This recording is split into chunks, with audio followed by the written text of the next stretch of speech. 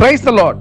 வாழ்வை வளமாக்கும் தேவ வார்த்தை ரோமருக்கு எழுதின நிருபம் 5ஆம் அதிகாரம் 21ஆம் வசனம். ஆதலால் பாவம் மரணத்துக்கு ஏதுவாக ஆண்டு கொண்டது போல கிருபையானது நம்முடைய கர்த்தராகிய இயேசு கிறிஸ்துவின் மூலமாய் நீதியினாலே நித்திய ஜீவனுக்கு ஏதுவாக ஆண்டு கொண்டது. பிரியமானவர்களே, இந்த 5ஆம் அதிகாரத்திலே பாவத்தினாலும் மரணத்தினாலும் உண்டாகிற காரியத்தை குறிக்கிறது.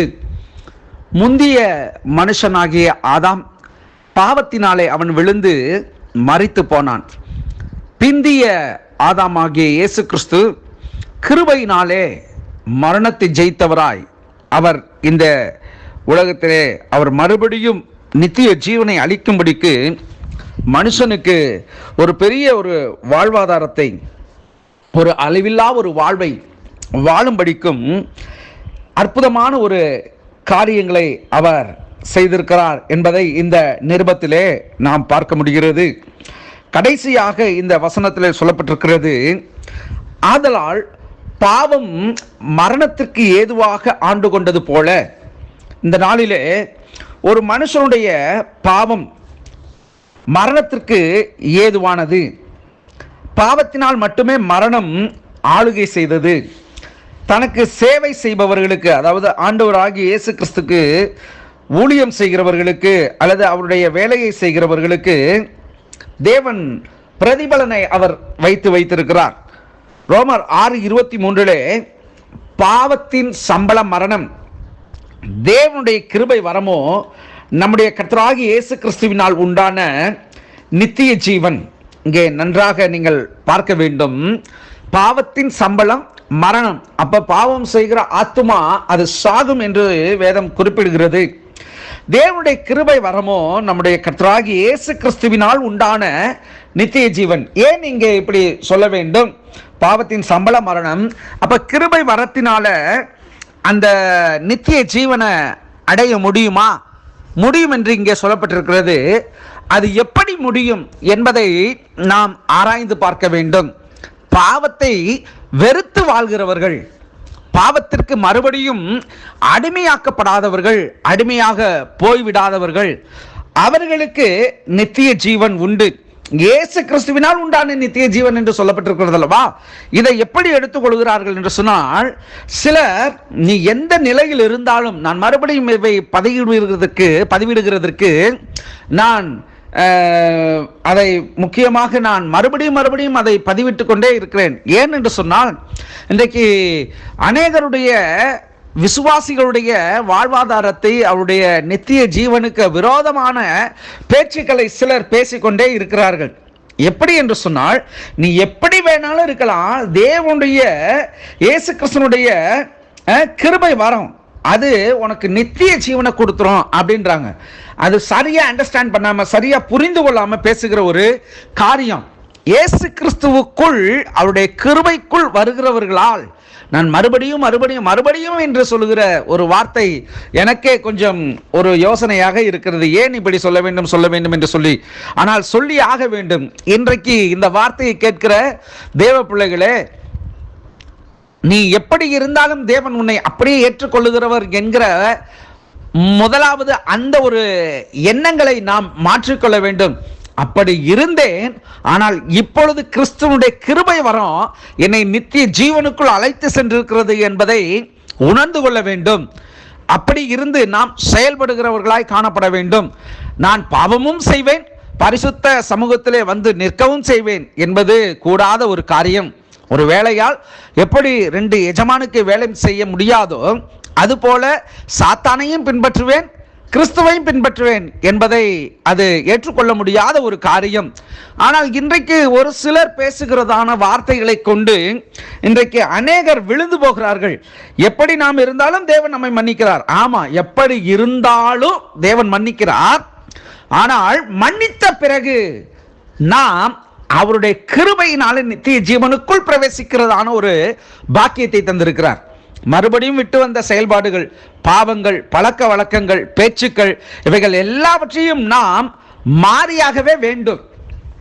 அப்படி இல்லை என்று சொன்னால் பாவத்தினுடைய சம்பளம் மரணம் என்பதை வேதம் தெளிவுபடுத்துகிறது.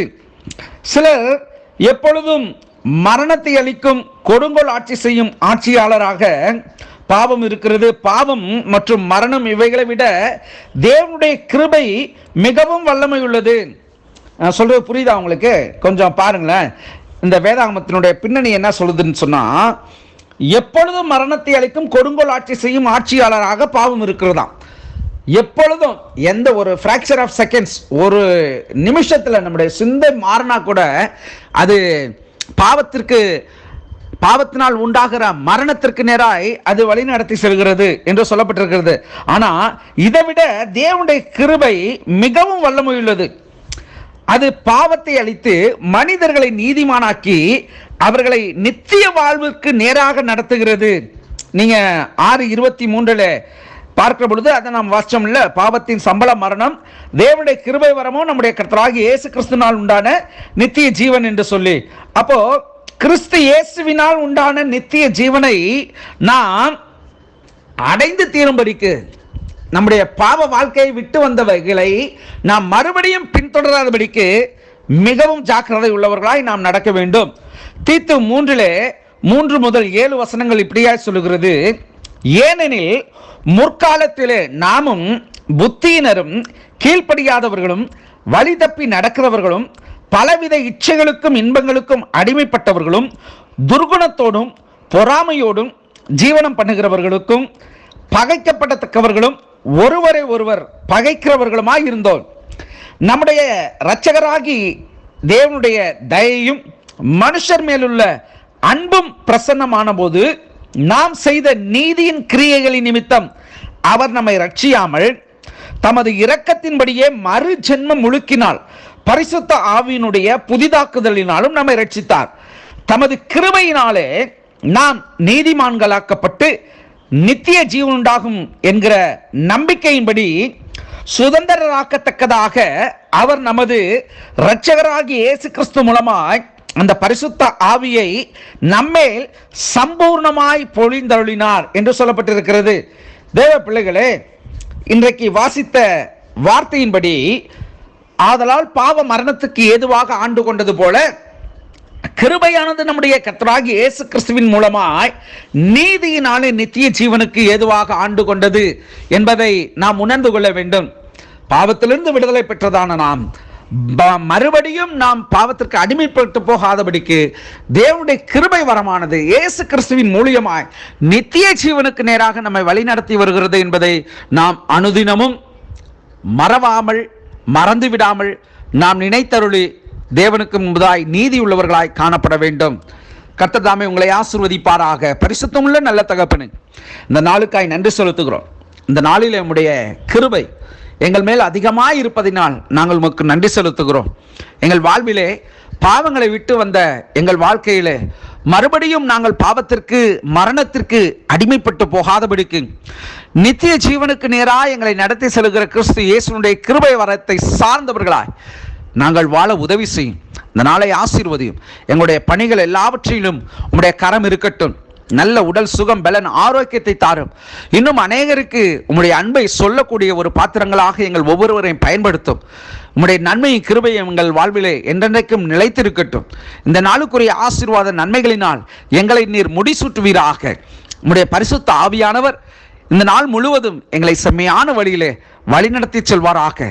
கிருபையின் கரத்திலே ஒப்புக் கொடுக்கிறேன். இயேசுவின் நாமத்தில் பிதாவே, ஆமென். God bless you.